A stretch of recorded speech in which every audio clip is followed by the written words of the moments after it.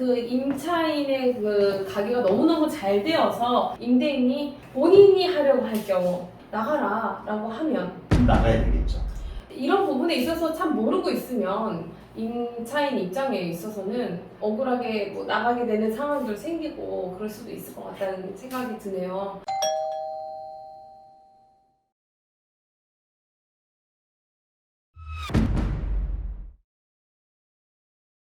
안녕하세요.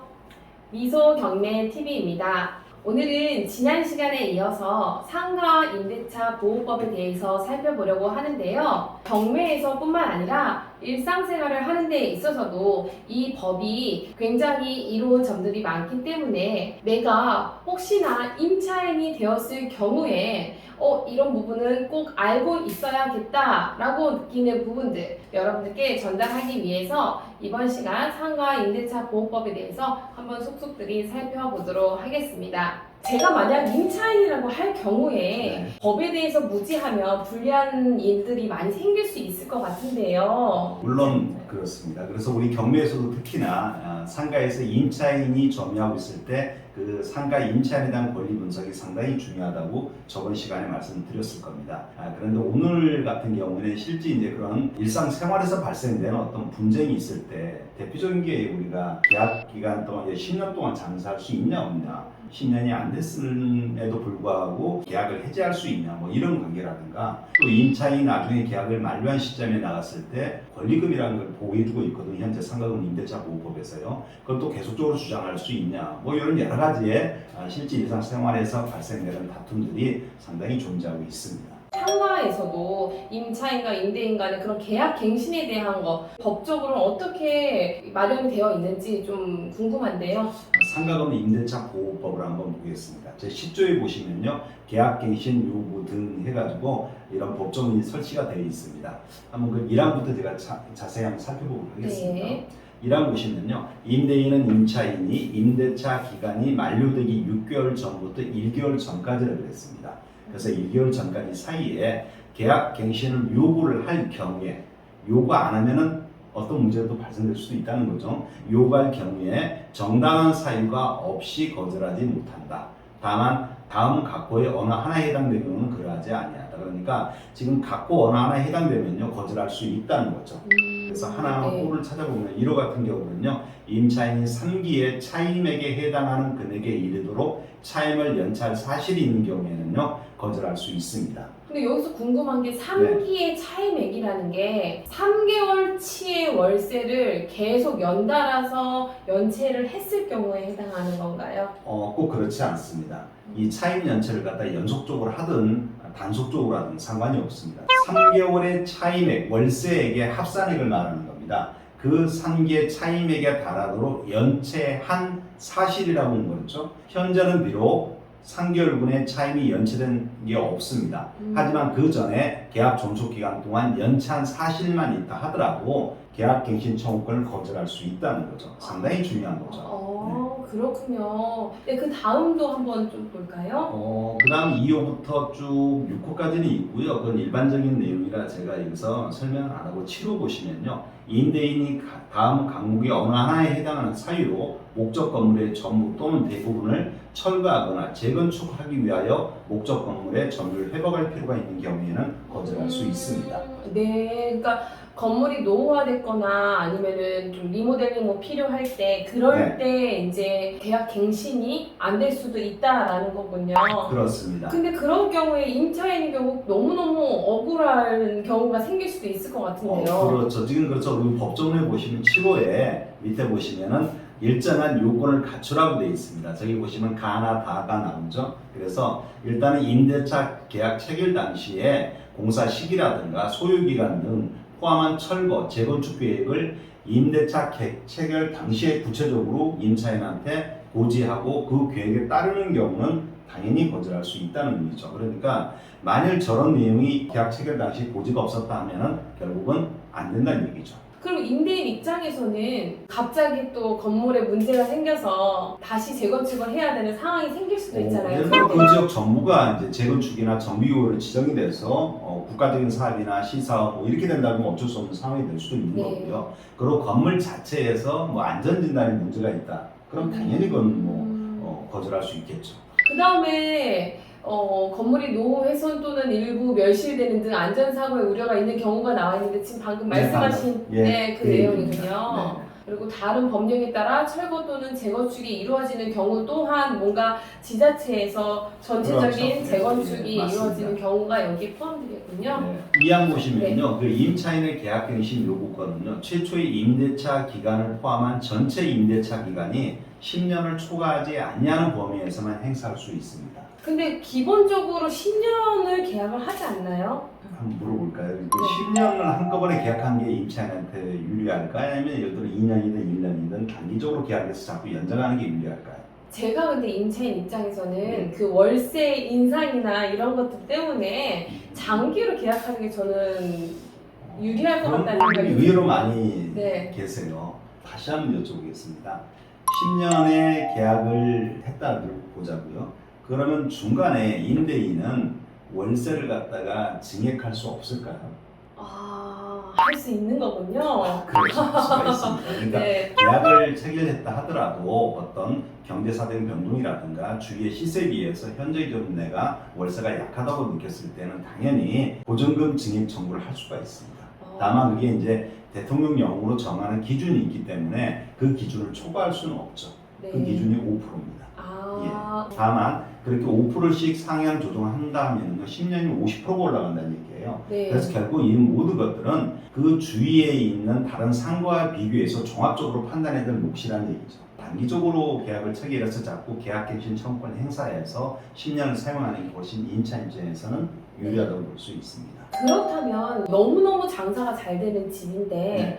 10년 그 계약 갱신 요구를 다 이제 사용을 한 거죠. 그 이후에 그러면 임대인이 나가라 라고 하면 10년 동안의 계약 존속 기간을 갖다가 계약갱신 청구를 주장할 수 있다고 그랬잖아요. 네. 그러면 10년이 지나면 그 다음부터는 어떻게 됩니까? 기간이 만료가 되면은 나가야 되겠죠. 그럼 그때 다시 체결을 만약에 하게 된다면 네. 그때는 다시 10년이란 기한이 또 생길 수 있는 건가요? 다시 체결된다 하더라도요. 애초에 그 임차인이 그 목적물에 10년 동안만 계약갱신 청구권을 행사할 수 있다고 되어 있기 때문에 다시 또 계약을 한다 해서 그때부터 또 계속적으로 10년의 계약갱신 청구권이 보장되는 건 아닙니다. 이런 부분에 있어서 참 모르고 있으면 임차인 입장에 있어서는 억울하게 나가게 되는 상황도 생기고 그럴 수도 있을 것 같다는 생각이 드네요. 그 다음에 10조의 8 보니까 차임 연체에 대해서 또 나와 있네요. 네, 이 그렇습니다. 부분에 대해서 다시 한번 좀 정리를 해주시면 좋을 것 같은데요. 네, 저 조항을 보시면요. 임차인의 차임 연체액이 3기의 차임액에 달하는 때에는요.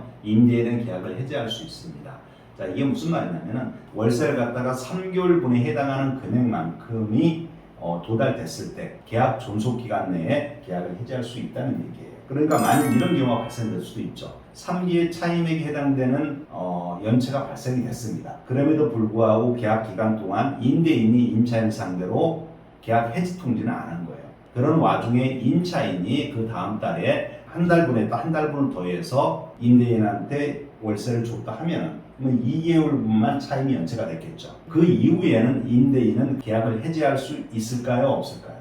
해지할 수 없을 것 같아요. 당연히 없습니다. 그래서 임차인이 이미 3기의 차임액이 안 되게끔 변제를 했기 때문에 그 이후에는 임대인의 계약 해지권은 소멸됐다고 보시면 되는 겁니다. 네. 다만 차임 연체의 계약 해지하고요. 아까 계약갱신 청구권에 대해서 거절할 수 있는 건 전혀 다른 개념이라는 얘기예요. 네. 계약 해지권은 임대인이 상실돼서 더 이상 그 임차인을 상대로 계약 해지는 할 수 없지만은 나중에 계약이 만료한 시점에서 그죠? 임차인이 계약갱신 청구를 갖다가 한 달 전에 또 요구한다는 얘기입니다.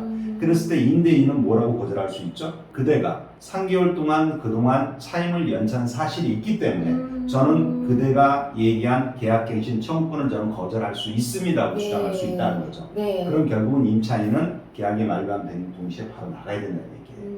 그럼 다음으로 제10조의 4 권리금 회수기의 보호 등에 대한 그 조항에 대해서 한번 살펴주시면 감사하겠습니다. 권리금이 지금 상가 임차인들은 상당히 중요하지 않습니까? 그랬을 때 과연 우리 법에서는 어떤 식으로 현재 적용을 받아야 되는지 한번 그 조항을 살펴보기로 하겠습니다. 1항 보시면은요, 임대인은 임대차 기간이 끝나기 6개월 전부터 임대차 종료 시까지라고 했죠. 다음 각호의 어느 하나에 해당하는 행위를 함으로써 권리금 계약에 따라 임차인 주선한 신규 임차인이 되는 자로부터 권리금 지급받는 걸 방해하여서는 아니 된다.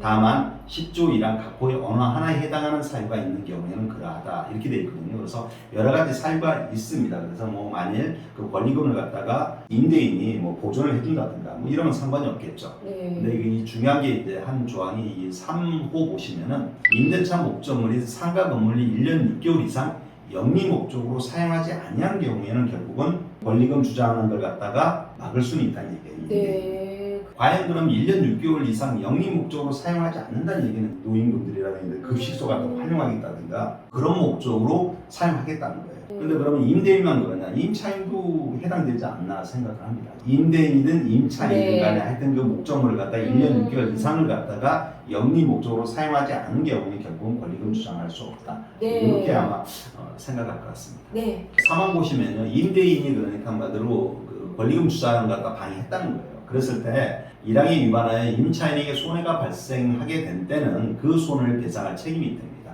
이 경우 그 손해액은 신규 임차인이 임차인에게 지급하기로 한 권리금과 임대차 종료 당시의 권리금 중 낮은 금액을 넘지 못한다. 이렇게 되어 있습니다. 한번 읽어보시면 충분히 이해하실 거고요. 사항 보시면은 사망에 따라 임대인에게 손해배상 청구할 권리는요. 임대차가 종료한 날부터 3년 이내에 행사하지 아니하면 시효로 소멸합니다. 네. 이렇게 돼 있죠.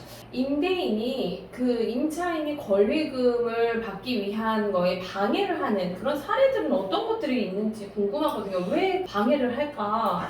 네. 여러 가지 뭐 사실관계들이 나올 수 있는데요. 장사가 잘 되니까 권리금을 갖다가 주장을 했는데 근데 그 새로운 임차인한테 현재 있는 월세보다 훨씬 더 많은 새로운 신규 임차인하고 월세를 요구한 경우에도 결국 이게 방해로 볼 수가 있거든요.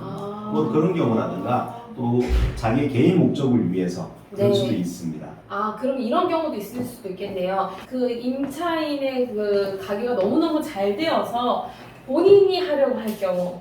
그런 경우도 있습니다. 아, 권리금이 발생된다는 얘기는요. 그 정도로 임차인들이 자기의 노력과 고생한 보람의 네. 흔적이라고 보시면 될 거예요. 그리고 임차인만 유리한 게 아니죠. 권리금이 형성됐다는 얘기는 결국은 그 상가의 가치도 올라갔다고 보시면 되는 겁니다. 네. 그래서 임대인도 그러면 당연히 이익이 있다고 보셔야 되는 거죠. 그렇군요. 그러니까 임대인 입장에서는 그러한 권리금을 굉장히 존중해줄 필요가 있다. 잘 알겠습니다. 그럼 법무사님, 네. 저희가 그 계약갱신 청구권과 그리고 권리금에 대해서 이제 살펴보았는데요.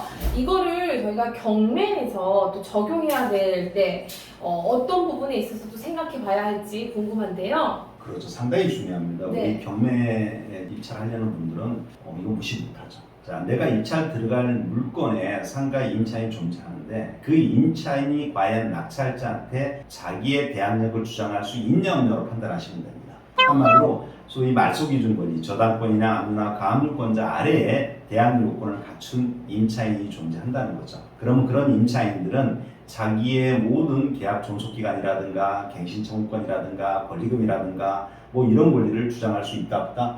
없다. 이렇게 보시면 됩니다. 다만 아까 말씀드린 말소기준 권리 위에 저당권이나 압류나 가압류 위에 대항력을 갖추고 있는 선순위 임차인이 존재하면요. 당연히 그 사람들이 갖고 있는 계약갱신 청구권이라든가 권리금이라든가 이런 모든 조항은 우리 낙찰자도 당연히 승계받아야 되는 겁니다. 선순위 임차인이 있을 경우에는 이와 같은 법 조항이 다 적용이 될 수 있다라는 것을 네. 저희가 숙지하고 있을 필요가 있겠네요. 네, 이렇게 해서 만약 내가 임차인이 되었다고 생각했을 때 알고 있어야 하는 계약갱신 청구권이라거나 아니면은 권리금에 대한 부분에 대해서 살펴보았습니다. 도움이 되셨다면 구독, 좋아요, 알람 설정 부탁드리도록 하겠습니다. 모두 감사드립니다.